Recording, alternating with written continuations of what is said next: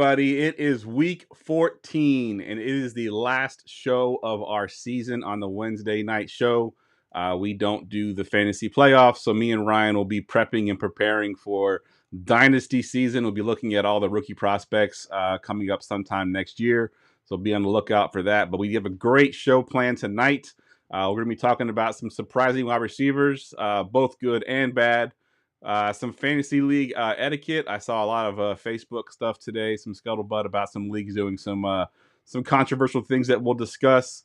And we have our year-end awards show that we're going to give out some awards to some of these players. Of course, we've got our forgotten fantasy player and our nonsense draft as well. So stay tuned.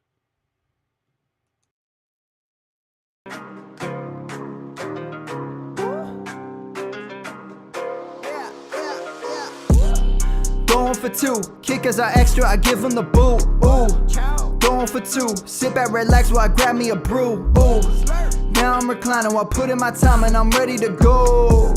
My spine is aligning and much my lineups, my bank account grow. I am so rich, but knowledge is all that I'm leaving it with. Ooh, listen to this, multiple options, how far can I get? Ooh, DFS Dynasty redraft tonight, I'm not finishing last.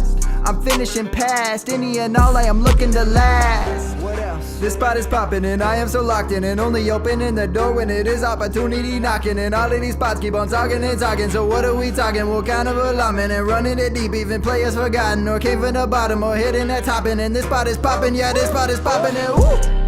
This is the armchair, yeah. Put up your arms, yeah. Sound the alarm, yeah, yeah, yeah. Woo!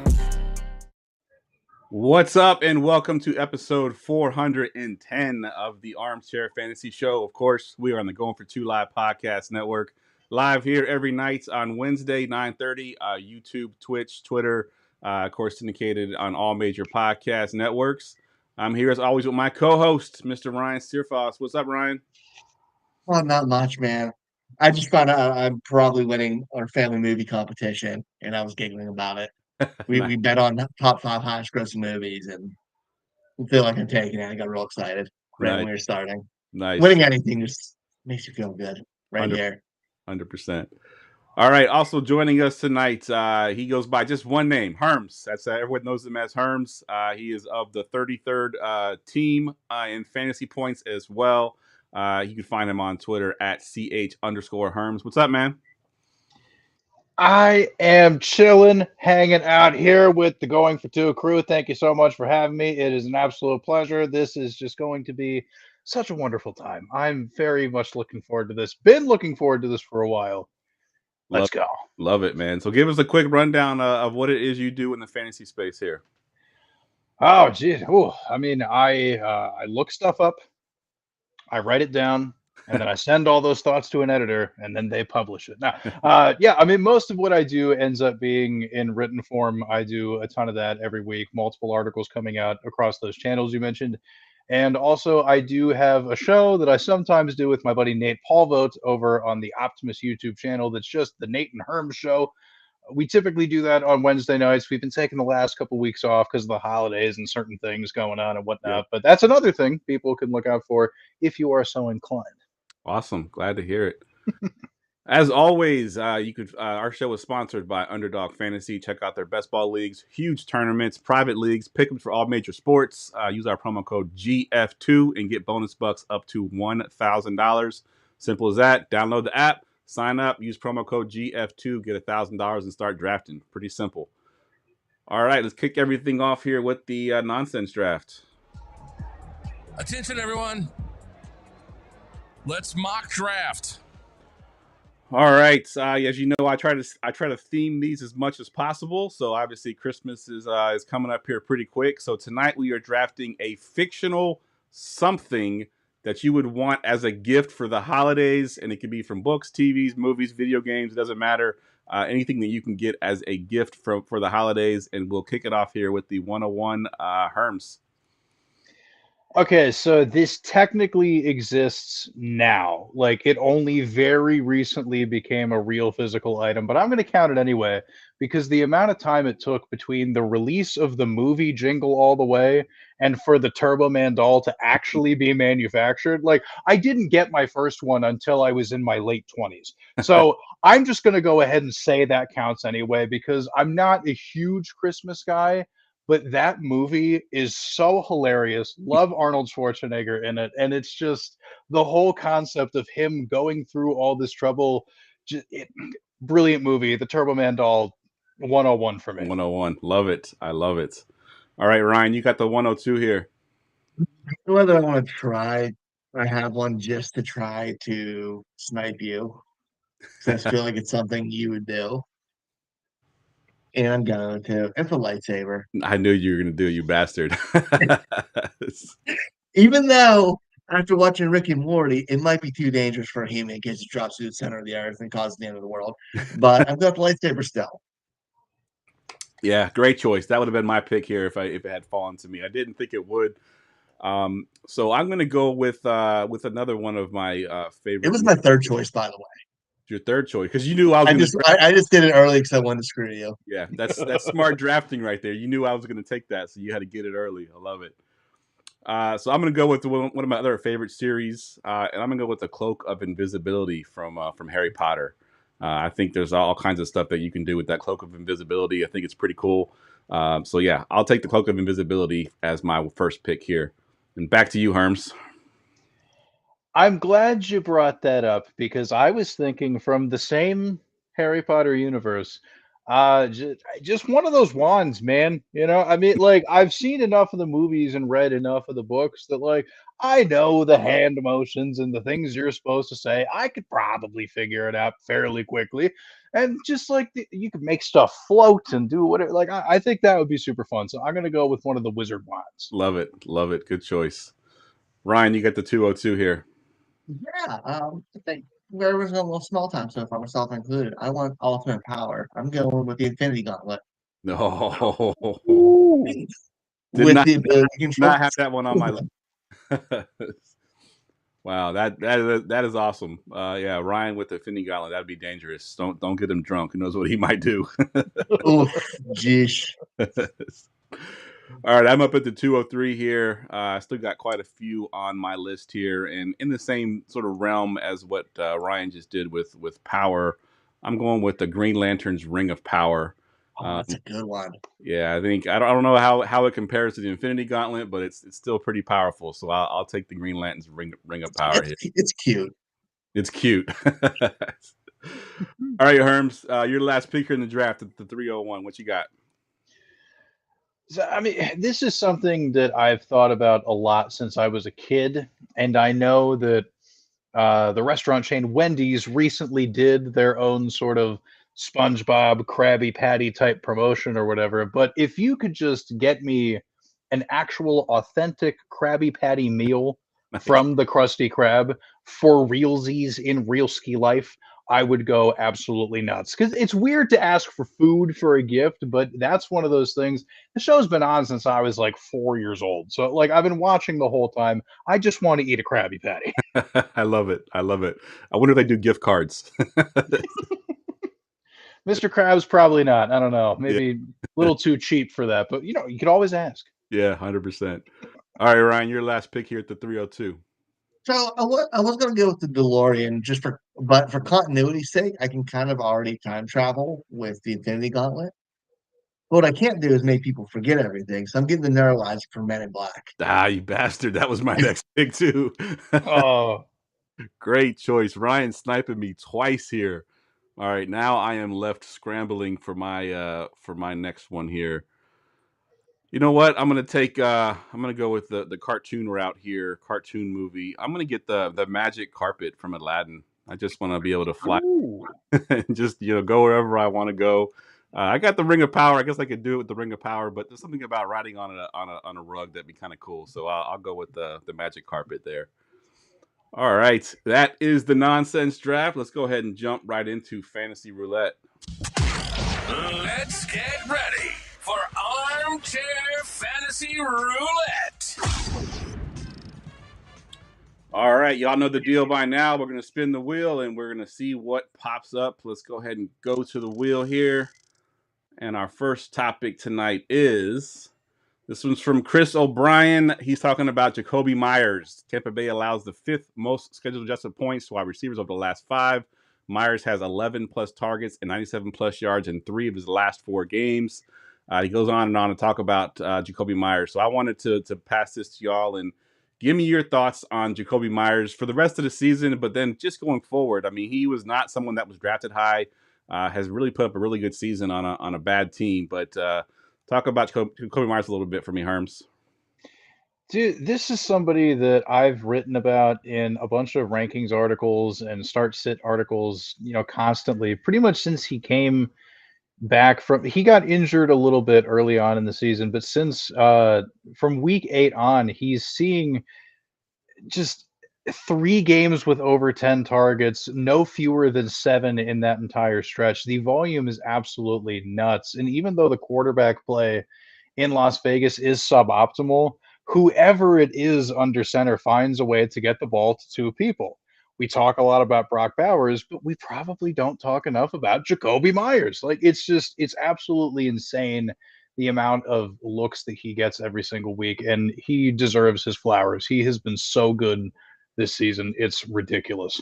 Yeah, on my DFS show, he's always been a popular play because DraftKings refuses to price him up. I mean, he's underrated, and they keep him his price pretty low. So when you're getting close to 10 targets a game, you should be in at least a $6,000, $7,000 range. And in fantasy too, if you got this guy on your team, he wasn't a starter at the beginning of the season. He probably is now. So he's been good each week. What about you, Ryan? What are your thoughts on Myers? He's a garbage time hero on a bad team.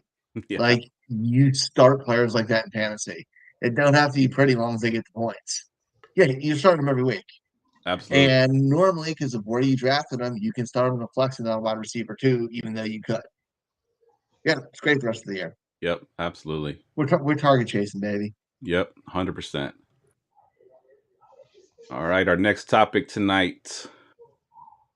Talking about Jonnu Smith, another guy who's kind of come on strong here. He is the tight end 5 on the season, tight end 4 and half PPR. He's on pace for 82 catches for 920 yards and 6 scores on the season. Who had Jonnu Smith, as one of their top tight ends this year? He wasn't very much talked about. Ryan, what are your thoughts on him? No. The answer is nobody. Nobody had him there. Yep. And preseason ADP, if we looked up right now, I bet outside the top 24. I mean, with the way the year's going, and if you picked him up, I assume you probably got him in free agency or a really late draft pick. You're super stoked about it because I'm comfortable starting him the rest of the way through because the position's bad. And again, chasing targets, and he's got a ton of them and a lot more than most tight ends out there outside of the top 5. Yeah, I almost feel like he's sort of jumped into that Jalen Waddle role. He's sort of worked the middle of the field, and he's been that guy getting the targets when Waddle has not been getting them. So I think, Waddle died so he could live. yeah, 100%. What about you, Hearns? What are your thoughts on Jonnu Smith? It's been wild, and the more I've thought back about it, it kind of makes sense that Jonnu Smith would be really good in this offense. Now, granted, none of us were thinking this at the time. That's something Wright had already pointed out. Nobody really saw this coming.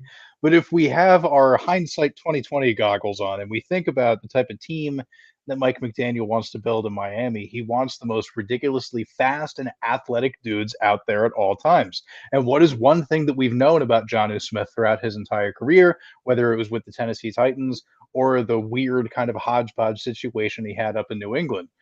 He's huge. He's ridiculously fast for being as huge as he is. And he's an athletic marvel that you can work up in a bunch of different ways. And it's been working. It's been paying dividends.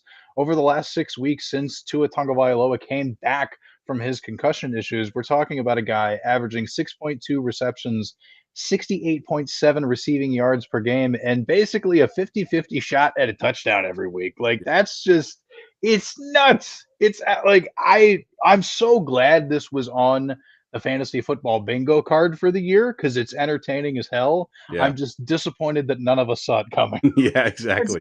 It's just the Patriots last year just put a stink on everybody It did. Yeah. involved in that offense because just how putrid it was. Like Johnny Smith always flashed talent.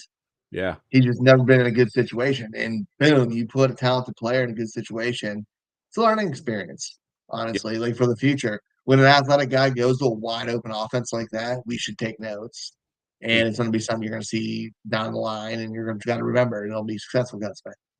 Yeah, I think the narrative too in the offseason when he first signed with Miami was that, oh, well, they had Mike Gesicki and he didn't do anything in the offense. So why would we think John Smith would be? The difference is John Smith is a good blocker. He's a good run blocker, and Miami loves to run the ball. So that puts John Smith on the field, whereas Gesicki had to be taken off the field in sort of run heavy offense. So yeah, I think John Smith fits in this offense perfectly. Like you mentioned, the speed that he has. He had one catch and run, I think 3 weeks ago now, where he almost took it to the house and he juked out like DBs, and it was pretty awesome for a guy that big deal to move like that. So yeah, I love me some John Smith.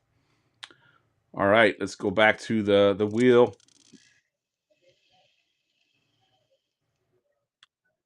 All right, this is a trade question here from Carl Hennon. It's a 1 QB league. He's an either or. We don't know what side he's on. So Tua and a 25-206. I'm not sure how he knows it's 206 already, but Tua and a mid-second pick or Justin Herbert at this point. What are you thinking, Herms? I kind of just sang Tua's praises to a degree a little bit just now with the Jonnu conversation, because not only is Jonnu really taking off, but if we look at Tua over the past even 3 weeks or so, he's really starting to elevate and pick back up to the level that we were kind of hoping for and saw glimpses of last year. But even so, I just like what the Chargers have been doing. Like, after they came out of their bye week, they just decided to crank up the pass rate and let Justin Herbert be his own guy. And we've seen this emergence from Lad McConkey and, outside of, last week's disappointing goose egg, Will Dissly being super good. I think they're going to continue to build upon that in a much more interesting way from a value standpoint for me. So, and also Herbert's younger and doesn't have nearly as many, injury concerns and all that. So I'm going to lean in that direction. Yeah. What about you, Ryan? What side are you on? So if this was super flex, I'd agree with Herms. But the fact that it's 1 QB and just the way the Chargers offense is and how run heavy it is, I know he's balling out right now. But I don't know how he becomes a top 8 quarterback at this point, the way their offense is run. I don't know if that drop off for him to Tua is worth 206 when even if it's a 12-team league, you're going to have that pick might get you a startable player and your drop off's not that big. I don't think the difference in the player is worth it in 1 QB. Yeah, so I'm on the fence as well. I'm pretty close but I think I'm leaning the Herbert side, basically because of what you just said, Ryan. And it's based on the injury. Like Tua, I don't know if he's finished a season in the last couple of years. It seems like every year he's had injuries. Whereas Herbert, you can pretty much put into your lineup in a 1 QB league where you're not going to have multiple QBs.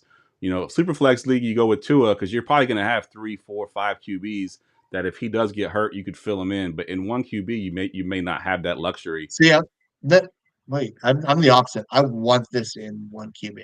I want the Tua side 1 QB. You probably it's easier to get a quarterback in 1 QB league to replace him. Gotcha. So I'm on the Herbert side for that reason, for Tua being injured. So yeah, I guess me and Herms are on the right side, but I have the same reasoning, but injury based with the 1 QB situation with Tua. I want the Herbert side on this one. All right, let's get another topic up here. I only did a couple topics tonight because we got our award show to get to. All right, this one is from Joe Mauricio at No Expert FF. Talking about Courtland Sutton, talking about these breakout guys. This guy is averaging he ranks since week 8, 20 fantasy points per game. He ranks 5th, 43% air yard share, that's 5th, and then 28% target share, that's 7th. Only Jamar Chase and CeeDee Lamb have more total targets in that span. True alpha wide receiver 1. I'm gonna go to you first on this one, Ryan. What are your thoughts on Cortland Sutton and what he's been able to do this year with this rookie quarterback?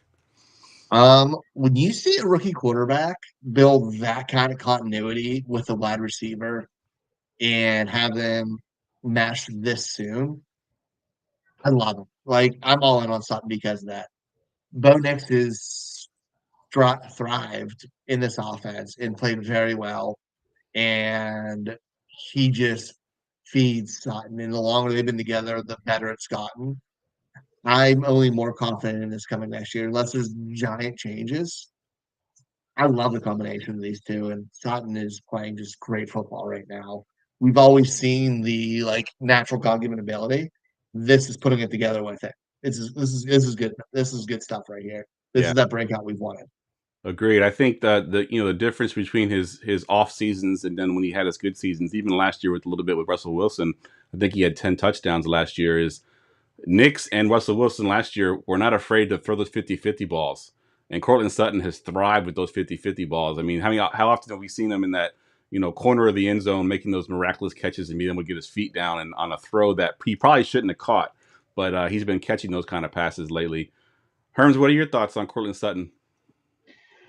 I think he's been phenomenal, but I think the real story in Denver is Bo Nix. I have to give a lot of credit to his quarterback. I recently ended up finishing an article about Bo Nix that should be coming out soon over at Fantasy Points, in which I kind of compare his value and production to his 2024 rookie classmates. And when you go in and look at one of the really fun metrics that the Fantasy Points data suite has, shout out, is the fantasy points per dropback.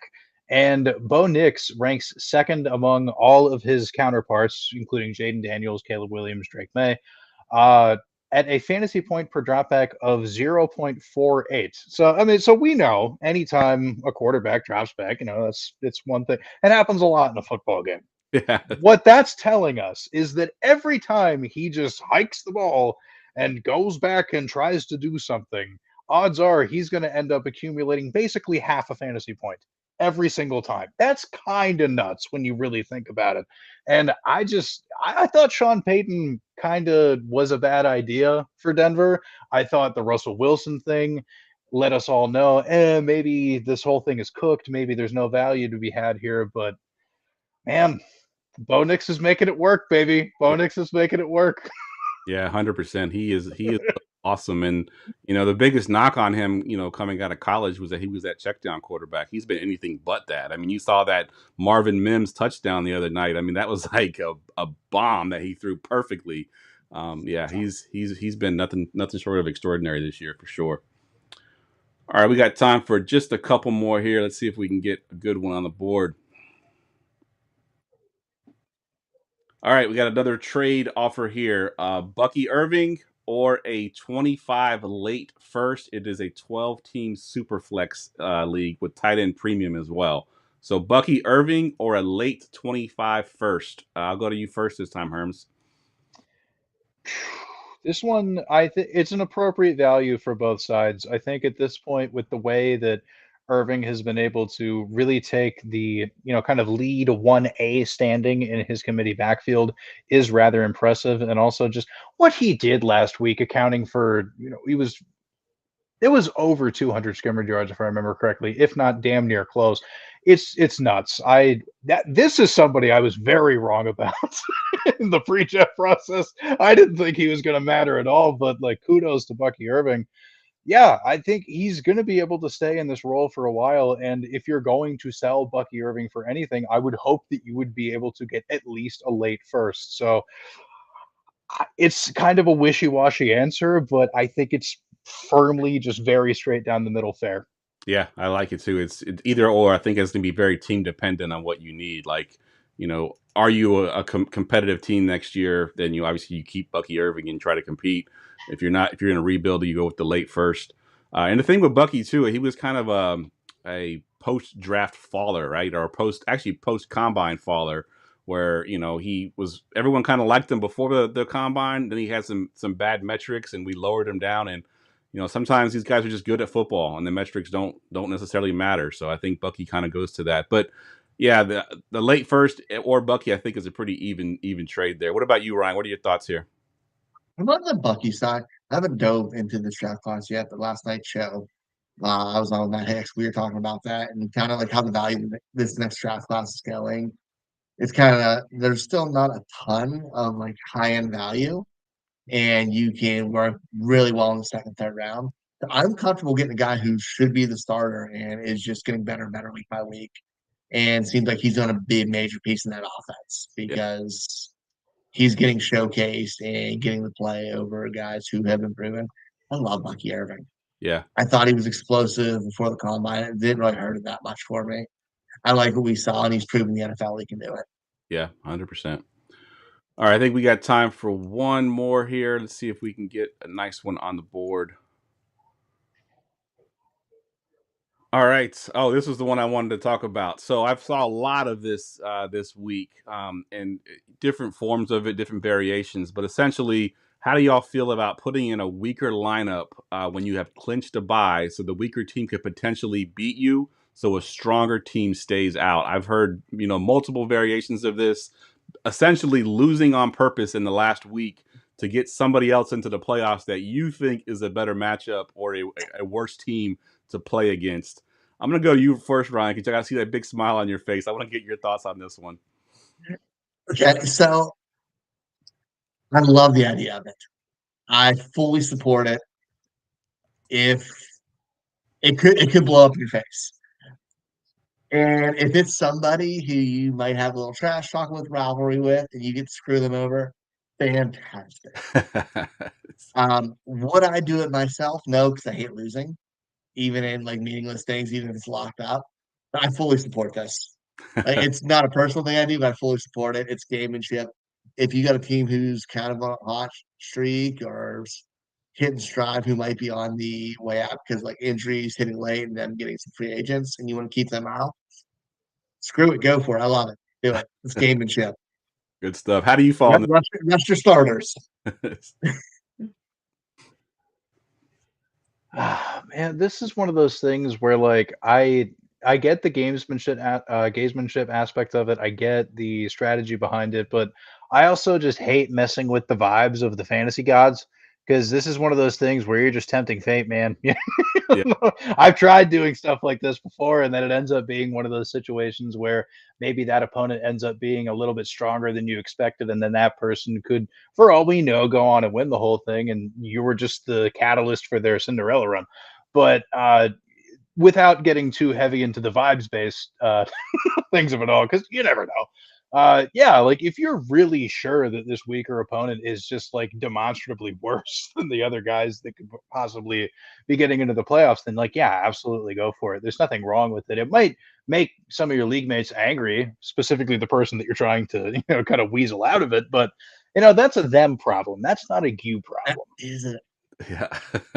I fully support it more for revenge than thinking the team's good or to just mess with somebody. Yeah. I fully support it way more for that because, like you said, you never know who gets hot in the playoffs and what the catalyst can be and karma and stuff. But screw somebody over just because they're that person and it'd be fun. We'll definitely do it. I can 100% tell you that my home league would do this to me if I was that team that was I would do it to you. Playoffs. I would do it to you in a heartbeat. I have my trophy sitting right here. The name of our trophy is the Anybody But Geoff trophy. So they really don't like me in my home league. So I know for sure if that was an opportunity that they had to shove it to me, they definitely would. As far as how they call the Scottish playoffs now too. What was that? I heard that's what they call the Scottish playoffs too. The anything but Geoff Anybody but playoffs. Geoff. Yeah. Because I'm never in the Scott Fishbowl playoffs. That's the dig that Ryan's been doing to me all season. But as far as how I feel about this, as long as there's no league rule that requires you to play your best lineup, which if there is that kind of rule, I don't know how you really enforce that rule. I don't like the bench all your players. I've seen a couple guys. No, I don't support that. Yeah, you still got to play a full lineup. Yeah, a legal lineup with all the players in there. But yeah, I don't necessarily have a problem with it. Like, if it's gamesmanship, if it's a little bit of shit talk, a little bit of rivalry, I don't mind it at all. It is kind of a shitty thing. I don't think I would do it personally, but I could see people feeling that way about it. So I don't have a big problem with it. Yeah, play a startable lineup. And then if you lose and somebody calls you up, like, oh, I just thought this would hit, smiley face. Yeah. Like, you have to have some coyness and some, like, you have to have some backup. But make it look like you try, even if you don't. Yeah. I You love you had a feeling this week and it didn't work out. it. All right, that wraps up Fantasy Roulette. We are going to get into our award show, and I do not have a drop for our award show. I was trying to find one pre-show, and I just could not find one I liked. So we're just going to jump right into the fantasy awards here, and we'll each give our own. We can duplicate them if you have the same one that somebody else does. Not a problem. We'll just talk about them both. But the first one we want to talk about here is a best single game performance. And, obviously we can just Google it and figure out who had the best performance fantasy point wise. But I want it more on a personal level. Like, who had your single best performance for one of your fantasy teams, Herm? I mean, it's not somebody who went off from one of my teams personally, but it was just like how cool it was to see was like way back in October when Sean Tucker just randomly went off Oh, yeah. and scored those couple touchdowns and just got everybody believing like, oh my gosh, the Bucks backfield could be like a three-headed monster or something. I told you guys Sean Tucker was good, blah, blah. And like, even though Bucky's run away with the job and Rashad White's not going away, it was just cool Yeah. to like see that happen. I love it when just random dudes Yeah. pop off and just make everybody just, double take like what whoa. So that's got to be it for me. I think it was just so much fun. Yeah. I love that. I love that call. I'd actually forgotten about that. But yeah, that was he was the amount of fab that was spent on him after that week was insane. And it did not pay off for them for sure. All right, Ryan, what you got for your best single game performance?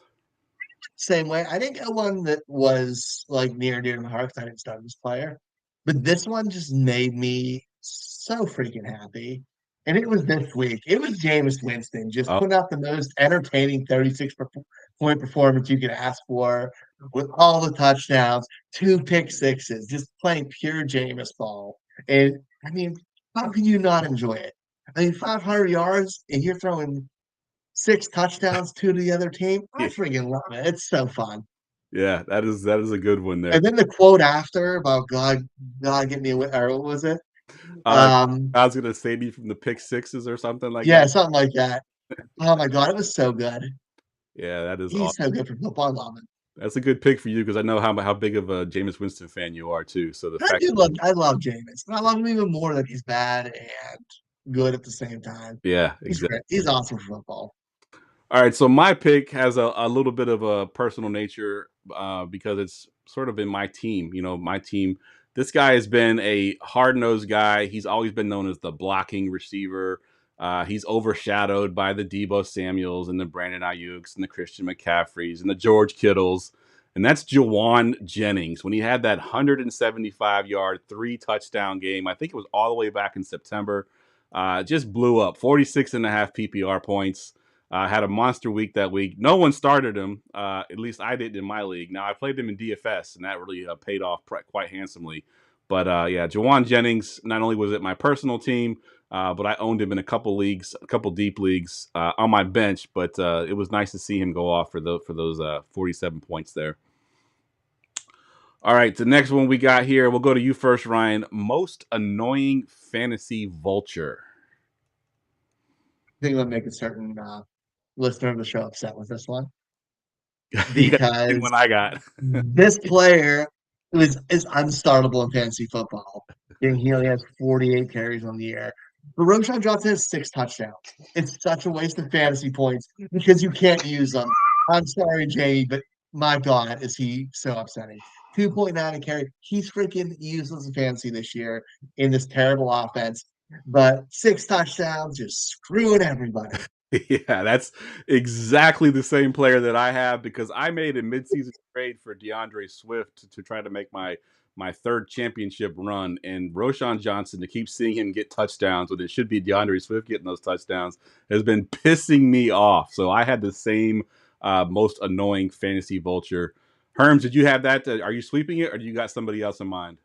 I was going to introduce, if I had the opportunity to say it first, some players that have fewer rushing touchdowns than Roshan Johnson. Devon Achan only has 3. Jonathan Taylor with 5. Brees Hall with 4. There are like superstar players that like it. So like that's already annoying enough. But then you think about the fact that in a world where they just don't give him these touches, DeAndre Swift is probably a lot closer up toward like the league lead for some of these. So like Yep. because he has 5 in a world where he's able, hypothetically, if he were to convert all of them that Roshan Johnson got, he'd be tied for second place among running backs with 11 folks. There's no other good answer for this. It's Yep. definitely him. It's Roshan 100%. He's such a vulture. Yep, absolutely. That's funny that we all had the same guy. It doesn't happen very often. It doesn't. No, it doesn't at all. All right, this next one is the most frustrating player to own this season, and I'll go to you this time, Herms. Okay, so I didn't make my favorite single game performance personal to my teams, but I'll make this one personal to my teams because I'll tell you what, I thought I was such a genius with the way that I put together my home league team this year. I thought like I nailed my couple keepers. I drafted, some pretty good receivers in the first couple rounds. And I thought, what is it, like round 8 or 9 or something? You know what I'm gonna do? I'm gonna take Jonathan Brooks and I'm gonna put him in my IR spot. And when he comes back, I'll tell you what, that's really gonna be the thing that's gonna take me over the top, everybody. Look out, Jonathan Brooks is coming. I'm gonna win this league. Well, guess what? It has been like I I don't think like he's not bad or anything. And I think one of the things that people need to remember is that when he tore his ACL in college at Texas, he tore it like last November. So the fact that he came back within 12 months is generally acceptable for the recovery timeline. We all just got duped by those reports that were like, well, the team really believes he's coming along very quickly. He could debut sooner rather than later. Who knows? Just after the bye week, we'll see him. And that's what ended up making it frustrating because, like, I am going to miss the playoffs for several other reasons than him. But, like, that's being one of the big things. Like, I just keep thinking about every single week. Oh my gosh, think of the player that I could have had instead of Jonathan Brooks. Like, it's so frustrating. It has to be him. I love that call. A guy that hasn't even played for you really all season. That's a good one. All right, Ryan, what do you got for your most frustrating player? I was debating between 2 who used to be former college teammates with Jalen Waddle and Devonta Smith. And it's Devonta Smith. I know Jalen Waddle's season's just been atrocious, but Devonta Smith just finds a way to give you hope on a week where he was questionable all the way until Saturday. Sunday they say healthy, and you're like, I'm not going to play him. He was hurt, and he blows up.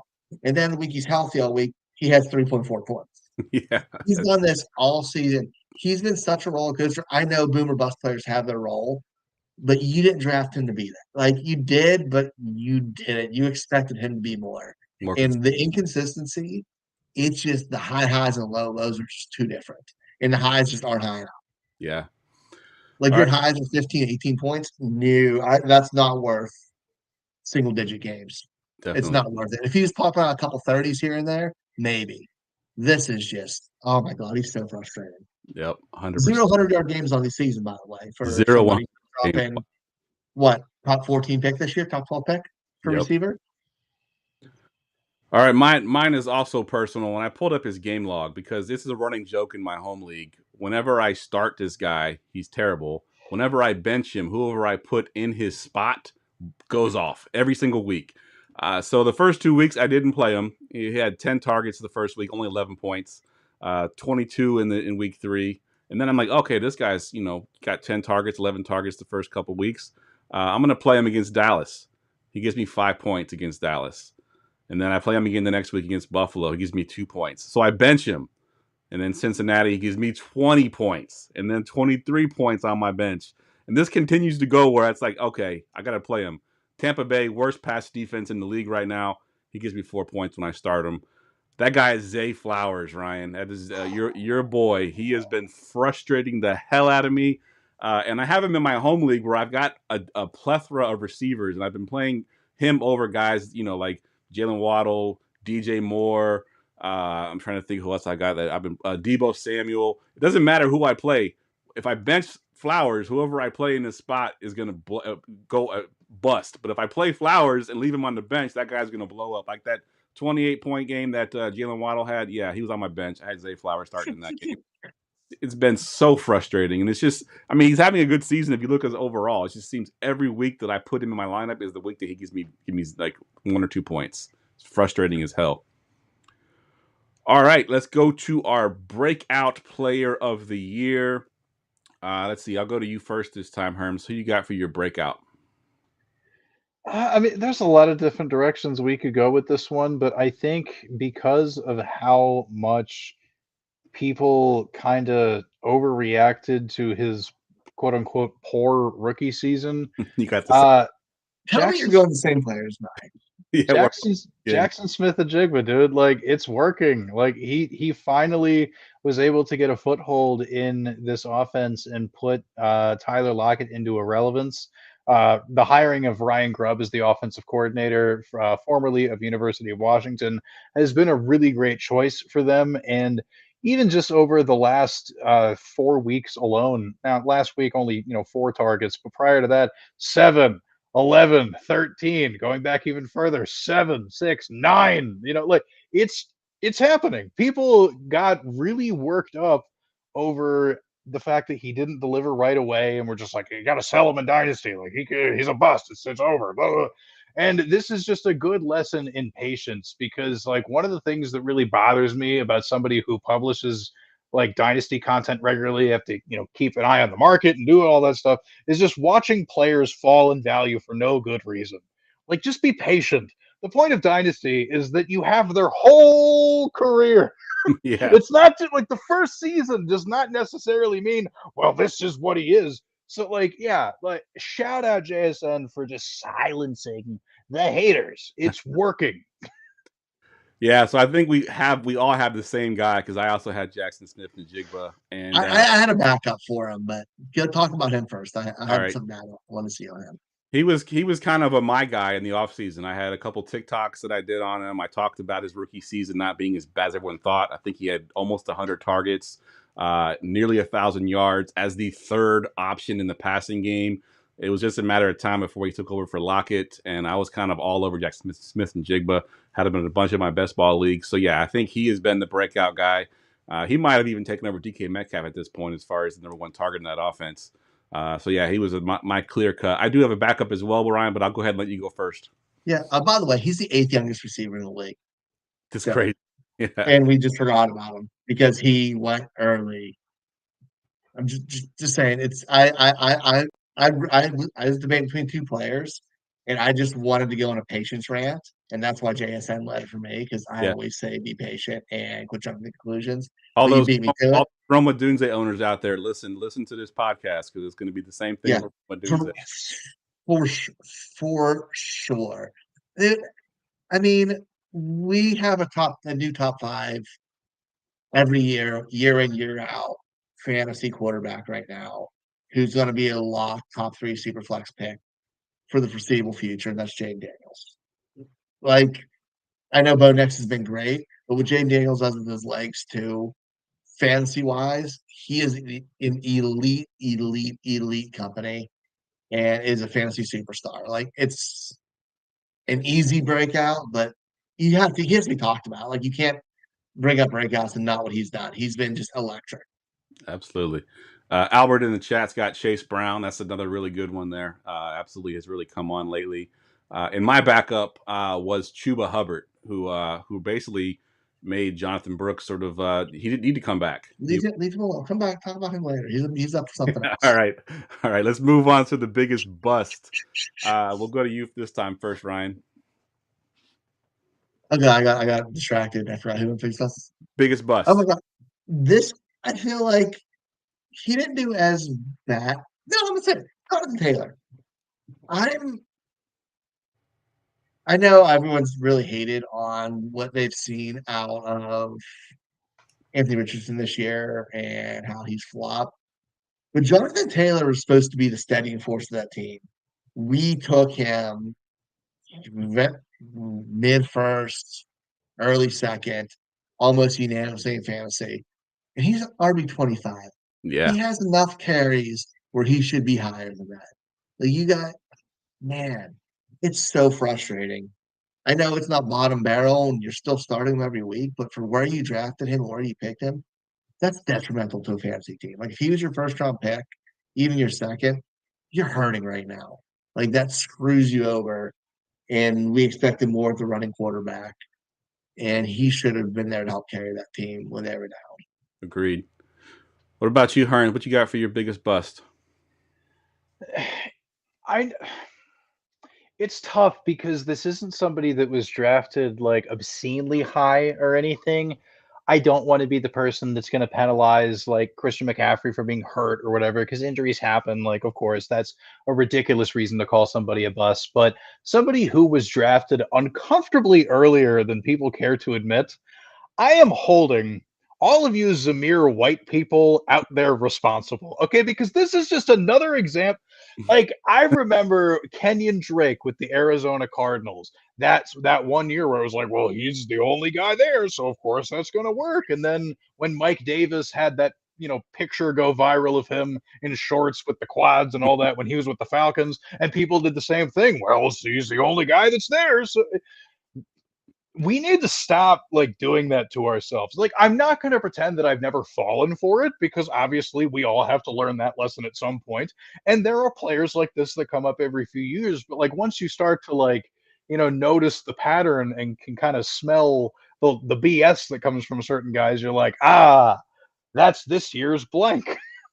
And to me, I was always like, I get why people are excited about Zamir White, but look at what's ended up happening. He was so ineffective that Alexander Madison had to come in, and then they both end up getting hurt. Now Amir Abdullah and Sincere McCormick are doing better than both of them have. Like, just because somebody has the huge blatant opportunity does not mean that they're just all of a sudden going to be good, especially in offenses that aren't particularly great. Like, I'm not saying don't draft players like this, but when their ADP is a little bit too high and we're all kind of getting too excited about it, Yep. that's where it becomes one of those things where you have to back off. Yep. I am the Zamir White. I sort of pumped him up in the offseason, obviously talking about the volume he was going to get. I should have learned my lesson. Because of the Josh Jacobs volume. And I think we didn't realize how special Josh Jacobs was as a community. Agreed. Yeah, I should learn my lesson because 2 years ago, my volume guy was Alexander Madison, which is funny that he's also now with the Raiders as well. But that one didn't pan out either. So maybe I need to stop following that volume narrative for some of these players for sure. All right, my biggest bust. So this guy. So I try to avoid any players that dealt with any kind of injuries. Obviously, Christian McCaffrey could be thrown into that mix as the biggest bust. So this guy had a minor injury. I think he missed a couple games, but he was the number 2 running back last season. Sorry, number 3. Travis Etienne has been absolutely terrible. I mean, at one point, he almost got, sort of ousted by Tank Bigsby. If it wasn't for his injury history, then, Etienne probably wouldn't even be playing right now. So, yeah, Travis Etienne, it hurt me a lot in my Dynasty League because coming into the season, I had the number 1 running back last year, Christian McCaffrey. I had the number 2 running back, Breece Hall, and the number 3 running back in Travis Etienne coming off a championship game. Think I'm just going to coast through the season. Christian McCaffrey gets hurt. Travis Etienne's been terrible. Breece Hall's been playable, but not so good. But Etienne for sure is my biggest bust of the season. He's a nightmare. What was that? He's a nightmare. Yeah, absolutely. All right, player you would vow to never draft again, Herms. Who do you got for your player?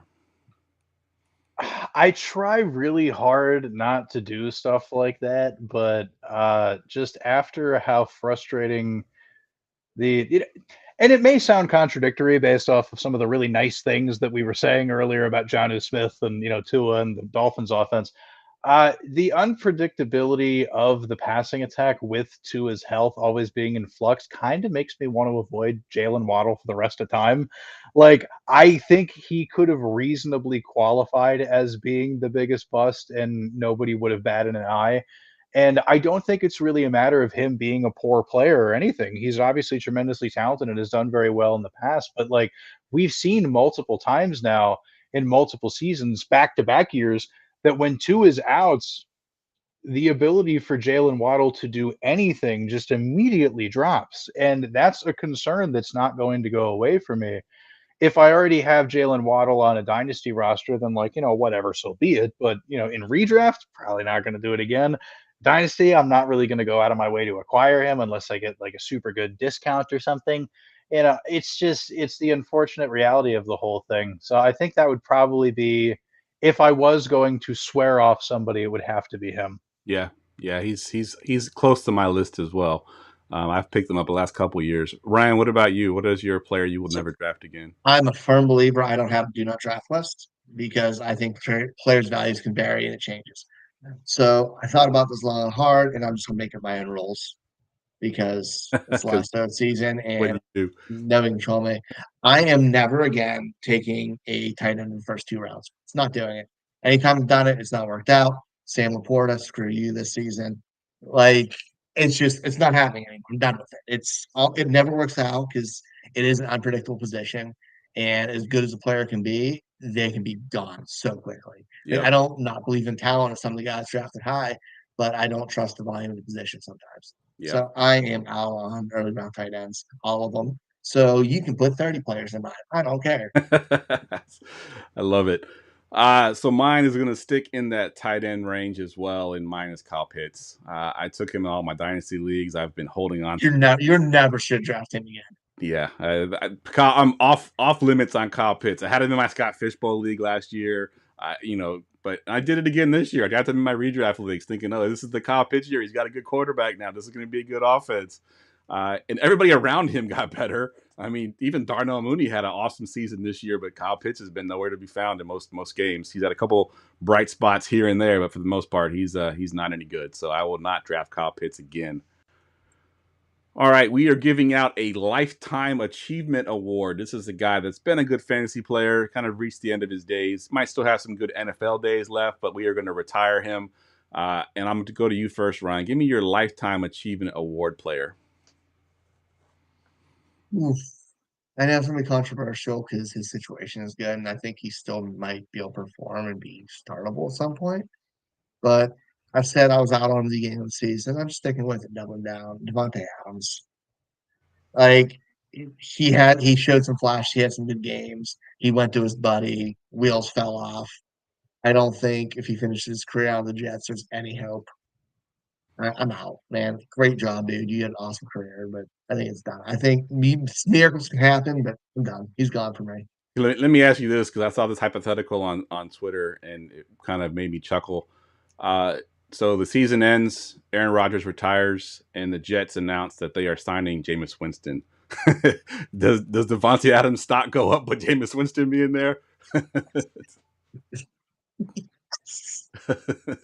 He's kind of got James with force feed, but oh my god, that'd be amazing football. Yeah, I would. Dude, if Jets got Jameis Winston, Jets' heartstrings are already just so beat up. The ups and downs of Jameis Winston will just cause so many strokes and heart attacks. Like that's just mean. Yeah. Like it's fun, but they've already been through enough, man. Agreed. What about you, Herms? Who is your Lifetime Achievement Award player? So I think we probably could have given this award to this player over the last couple of years, but they still stayed pretty fantasy relevant until, getting hurt for most of this year. And that's Brandon Cooks. It's somebody that I remember when I first started getting like super into this hobby back in, 2014, 2015 and stuff, when he was still a very young player. He would get perpetually undervalued every single year and then somehow find a way to deliver 1,000-yard season with like 5, 6, 7, 8 receiving touchdowns, doing whatever, and would just constantly deliver no matter how many times he bounced around from the Saints to the Patriots to the Rams to the Texans. And even the last couple of years in Dallas, he was okay and still contributed something, but these days are probably behind him. And I think that like the super hardcore fantasy nerds are the ones who are going to be like out here in these streets. If you see a random, Brandon Cooks jersey on the street, you're like, hey, like, the vibe. And I just want that name to be brought up again on a fantasy football podcast in the year 2024, because I'm not sure how many times we're going to have left to say his name. So shout out Brandon Cooks. Good for you. Love it. And Ryan's a big Brandon Cooks fan too. I am. I'm not changing my answer because of you. Because it's last episode we do it live. Same thing, everything he said, but we're changing it to Tyler Lockett's name. Good. The exact same thing. As soon as you said Brandon Cooks, I'm like, Tyler Lockett's the exact same thing. Yep. And I went, Javonte Adams, you get a pass. You get one more year. Tyler Lockett. Happy trails, my friend. I love you. All right, so my guy has in his career been the number one player in fantasy at least once. He got traded to a new team this year, dealt with some concussions, has really kind of fallen off a little bit. He's still put up some decent games this year, but I'm going to be retiring Austin Eckler for the Washington Commanders. That last concussion was really scary. I actually live in the Washington, D.C. area, and they do a weekly show with Austin Eckler, and he talked about how he woke up in the locker room after that concussion and had no idea where he was. Like, I mean, that's just scary. It's the second one this year. I think it's, that time for Austin Eckler to just ride off into the sunset. He had a great career, great fantasy career, great NFL career too, but I'll be retiring Austin Eckler. All right, we got two more to go. Let's do best waiver wire ad, Ryan. Well, that's what makes me really happy. Tyrone Tracy. What an absolute stud once he got the opportunity, man. Absolutely. He runs hard. And we talked about volume on a bad team. He's actually good. And like the talent was there on a bad team. Love Tyrone Tracy. He won a couple games for me right away, and he's now a week in, week out starter. Yep. I don't know if there's much better than him this season. Yeah, absolutely. I actually got him in my dynasty league with the last pick in the rookie draft. I drafted him, and now he's my starter because I got Travis Etienne not doing nothing for me. So Tyrone Tracy is leapfrog Travis Etienne in my roster. All right, Herms, you got your best waiver wire ad. I'm going to stick with rookie running backs. It's somebody that we briefly talked about earlier, but I just got to bring it up again because now I have numbers. Bucky Irving, dude. Just even last week's game alone, 28 touches, 185 scrimmage yards. So you found the exact number. Look at that, folks. I know what's going on. I've researched. But yeah, like I was saying earlier when we talked about him, I didn't think that there was going to be much to the possibility of there being a fantasy viable role in Tampa behind Rachaad White. I figured somebody would split the touches with him, and I figured that player would maybe get close to, 8 to 10 fantasy points a game, and that would be about it. But what Irving has done with this and turned it into him becoming the lead back in a backfield with a player like, guys, Rachaad White's not bad. Like, that's the thing that gets lost in this too, is like, it's not like he's just taking over for some scrub. He's beating out a guy who has been a very, very effective NFL running back. And like, I think either Tracy or Irving deserve a lot of credit for this, because we look at the running backs that got taken super early in this year's draft. We talked about Brooks not really doing anything for people. Like, we thought maybe there'd be a role for Marshawn Lloyd in Green Bay, perhaps. And then, he has had his own injury issues as well. So like, these two guys, like, I'll give them both waiver wire ads of the year, because I think they're both excellent answers. Yeah, I agree with both of you. That's both names that I wrote down, so I'm not going to add anything to what y'all just mentioned. I had both those down as my picks, and we'll just roll with it right into the fantasy MVP. And I try to make it a little more personal. Obviously, I think we can all say Saquon Barkley could be the easiest MVP because he's been balling out. And if you have Saquon Barkley, great. But it doesn't necessarily have to be the best player in fantasy if you don't want to choose that. So we'll go to you first, Herms. I gotta say, and he's been my fantasy MVP for years. I don't roster him in my home league, keeper league anymore, but there's another redraft league that I play in with a bunch of other analysts and stuff that I really care about. And Alvin Kamara continues to make a difference, because he's not the same player he was a few years ago, but because of how much how far he fell down boards, and people being like, well, he's old now, it's not going to matter, blah, blah, the Saints suck. And it's like, well, both things can be true. The Saints can suck and he can be good. And the discount that we got was just tremendous. If I was going to give sort of an objective MVP award, I'd probably have to go with Joe Mixon, the kind of another older running back, but I don't have a ton of Joe Mixon, so I don't get to say Joe Mixon. So Kamara it is. Good stuff. All right, Ryan, what do you got for your fantasy MVP? I'm going with the guy who I got a ton of this year in redraft, and I got laughed at in person multiple times when I took him. So it just makes me feel great.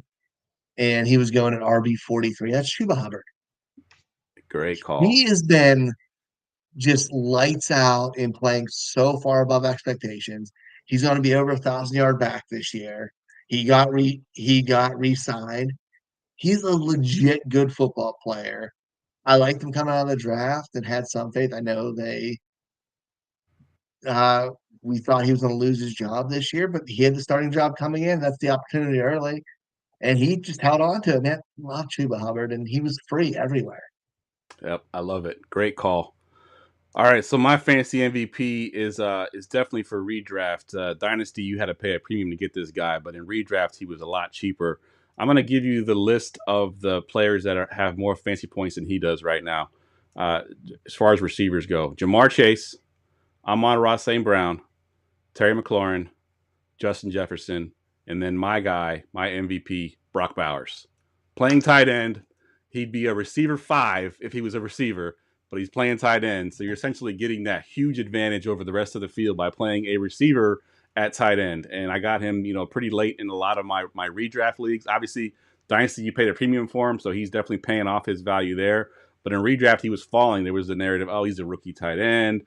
It's a bad team. Who's going to be his quarterback? Oh, he's going to get enough targets.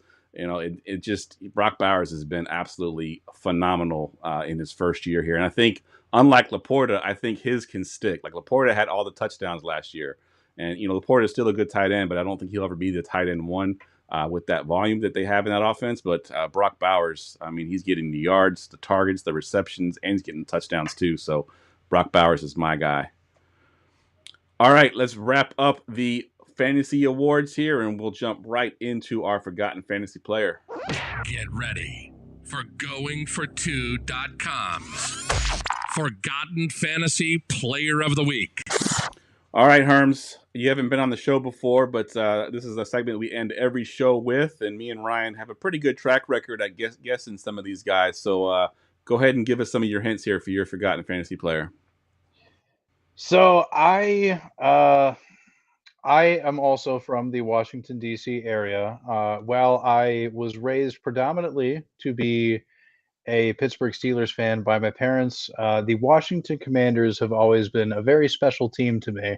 And there is one player of theirs that I remember popped off in, I'm trying to look up the year again to make sure that I have it correct, but it was several seasons ago when they still had their other nickname that this player popped off and was just a waiver wire darling for maybe like 8-9 games or so. Okay, so Washington Commander, but formerly of the Redskins. We can say it on this podcast. I'm trying to think. Forgotten Fantasy Player, waiver wire ad. I'm going to need more than that. Give me another hint. Okay, here we go. So the 2016 is the year. I'm glad I was able to, confirm that. So 2016, this player was a rookie. 2016. This was his only good year. Basically, yeah. 2016. I don't know why I live in the area and I can't think of any. They've been so bad for so long that Well, I'll go ahead and I'll give you his nickname because that was the thing that I think endeared me the most to him. The fact that we got to talk about Fat Rob on podcasts every single week. I still don't know who that is. Oh, man. Okay, so I want to say he was an undrafted free agent out of Tulane University. Fat Rob, Robert Kelly, the running back. So wow. Oh, my God. I would not have got him. Yeah. Not getting there. I can't remember. Alfred Morris must have still been there or something. I don't know. I can't remember what was going on, but like whoever the starting running back was at the time got hurt, and they just had basically no options, and it came all the way down to Robert. rookie Fat Rob, and he made his debut against Cincinnati. Going 21 carries, 87 yards, and a touchdown. And then for the next 2 games in a row, over 90 rushing yards, over 20 carries. Like he toted the rock for the Commanders for the rest of that season. It was low key pretty good. And it was just such a fun story because he was just like, he was such a character. He was really fun in the interviews and stuff. And I picked him up off the waiver wire that year in the first year I was ever in my home league. So that's why I like to think about Fat Rob Kelly. Fat Rob Kelly. I love it. And I live in the area and that name just did not pop off for me. So that's a great, you stumped us on our last show there, Herms. Great job, man.